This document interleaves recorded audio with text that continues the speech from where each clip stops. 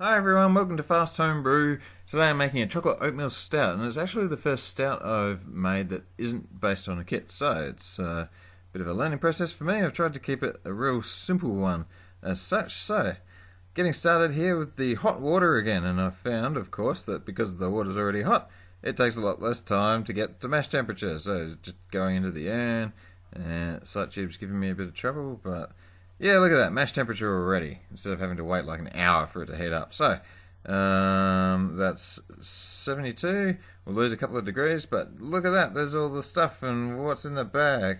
In fact, look at that, you can see the oats and the chocolate malt and everything. So, I've got in there 450 grams of base malt, 250 grams of medium crystal, 150 grams roast barley, 350 grams of chocolate malt, and 700 grams of flaked oats, and that's the lot. And the dog has stolen the plastic corner off of that, so don't eat the plastic corner, dog, or you'll get tummy aches and bad things will happen. But anyway, almost all in, giving it a good stir. Didn't have any troubles with clumps today at all. Dog's got unlimited energy for some reason.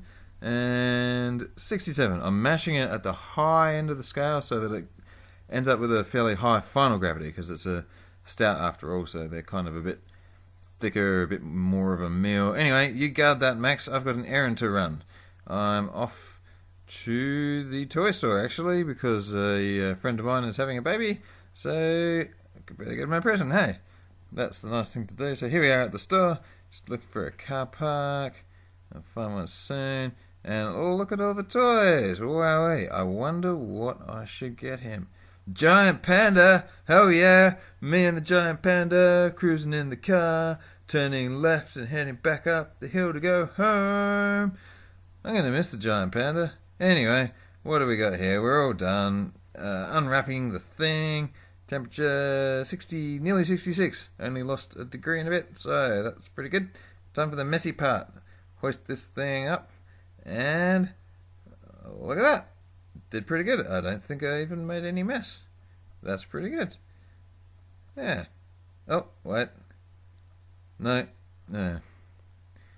Moppy mop, mop, mop. Clean, clean, clean. Power. Temperature. Squeeze.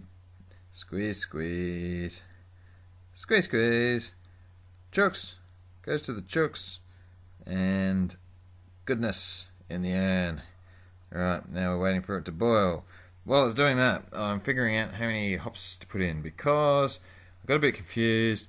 Normally stouts have quite a high bitterness, but this stout's starting with a fairly normal gravity, so it turns out that there's a ratio you can use, and this actually doesn't need to be all that bitter. I'm aiming for only 30 IBUs, so I'm settling here on one bittering addition, I think it was 50 grams, and then a later addition of 10 fairly late. So it looks like it's boiling now.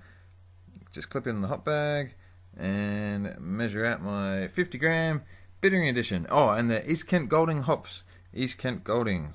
In they go. Yep. So I'll leave them in there, and 40 minutes later come back, and in goes the little 10 gram addition. Just a tiny little touch. And now while it's finishing up, I'll sanitize my cube.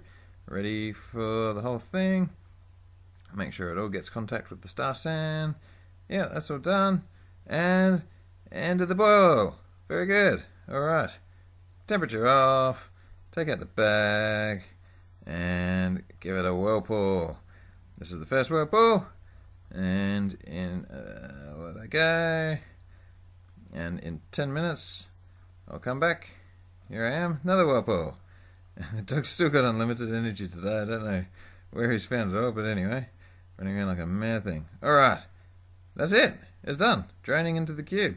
So, yeah. Go stout, go. Looks like a stout. Let's have a closer look, shall we? Yes. Definitely looks like a stout. Smells like nothing at the moment. Can't really smell it because my nose is a little bit blocked. But anyway, draining the last bit out into the cube.